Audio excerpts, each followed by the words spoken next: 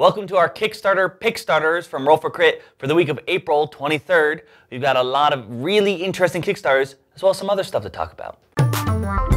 Dual Powers Revolution 1917 from Thunderworks Games is a 1 to 2 player game in which you're vying for control of Russia in the year, wouldn't you know it, 1917. Just after the Tsar has left power, you're all scrambling to take control. There's a temporary committee. It's kind of like the recent movie Death of Stalin, but not in that same time period. And as I said, 1 to 2 players, so either each player is a different side, sort of, or you're playing against the game-controlled opponent. And you have units on a board on a little map. It's not a really big board, but you are gaining units that you can place in different territories, and sort of Rising Sun style, different territories each round will be triggered and have to see who has the most power there. You're also playing cards that give you special abilities, and they'll advance a calendar, which each month has 31 days, and each card has a different amount of time on it. And how much time the card is worth kind of determines whose turn it is and so forth. And it just has a nice look to it, very clean, as I said, small board that is perfect for 2 players or just 1. Thunderworks Games also did Role Player, which I think has a really good solo mode on it. So since this one has 1 to 2 right in the title of the thing, I'm hoping that it really does the same stuff for it, because solo games, I like them, they're cool. Or it kind of sounds like maybe a 2-player head-to-head, almost a Twilight Struggle sort of vibe with the political stuff going on, but territory control kind of a thing. Hey, you like Death of Stalin? Wouldn't it be great to relive it in board game form? It would, as long as one of us wears a Steve Buscemi mask. Well, I have several in my possession, and they're authentic. This goes for $32. Boy, what a deal. If you like it, check out Dual Powers Revolution 1917. Now let us enter the City of Kings, the board game. This game is brought to us by Frank West and is very similar to games like Gloomhaven, where you actually build a character to go on adventures and fight different monsters. What's really cool is that the characters you create have a bunch of different stats that you can customize to fit how you want to have this character actually fight and specialize them. In addition, the monster you fight will actually have possibly different traits or abilities. So each monster, I think there's almost over like a million combinations of all the crazy things you can fight. Maybe one time the scorpion can use lightning bolts, maybe another time it can throw fire. Who knows? Which to me sounded really cool. And once you make the characters, you'll go around a tile map using not only yourself, but you'll have workers to help use the terrain and get money, as well as when you fight the monsters, take the terrain and use it to your advantage. So it sounded very cool. It's working together and a bit more customization compared to a lot of the other games we've seen like this. In addition, they have another game, Vadorian Gardens, where you are trying to play tiled cards and match up colors and symbols.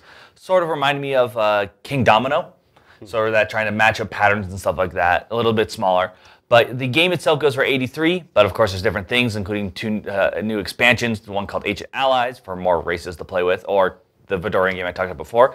So check it out if you really like that sort of RPG, really customizing your character to really fit a certain style, or just want to check out some of the other little stuff. I like when they combine multiple games in one. It's fun.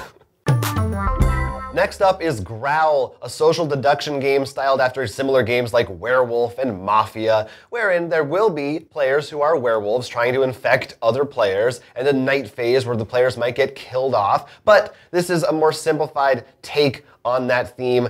If you have 3 bite cards at any time in your hand, you become a werewolf, but you do not draw cards, you give cards to other players. So on your turn, you draw a card face up that everyone gets to see, and everyone discusses who you should give that card to and why.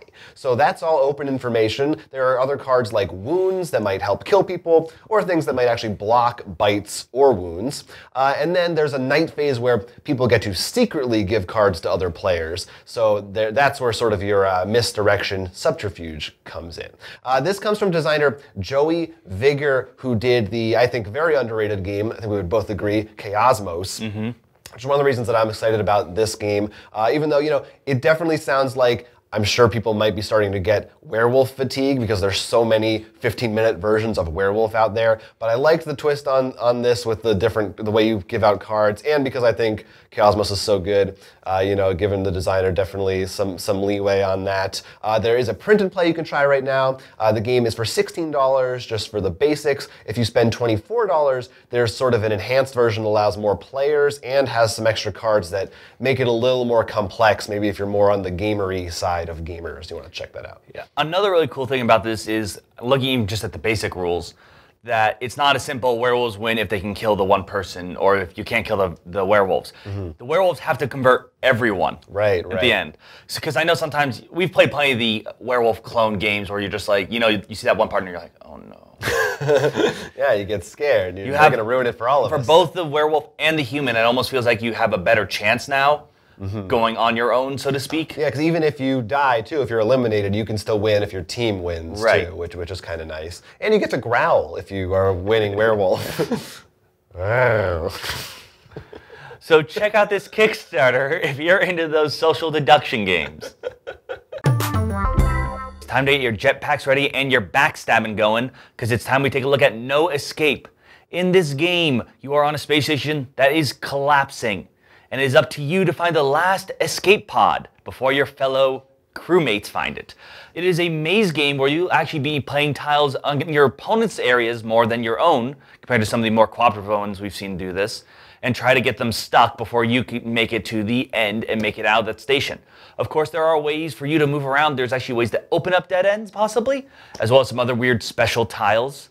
This looks like a very fun twist. We've played some of the cooperative ones, like Escape the Temple, and while we do enjoy that a lot, the idea of actually having one where you sort of screw around with each other sounds hilarious. It sounds mean, and I like it. Yeah. I like being mean. So yeah, this comes from Games for $38. If you like that sort of maze style and want to try something maybe a bit more competitive, this is definitely a game worth checking out.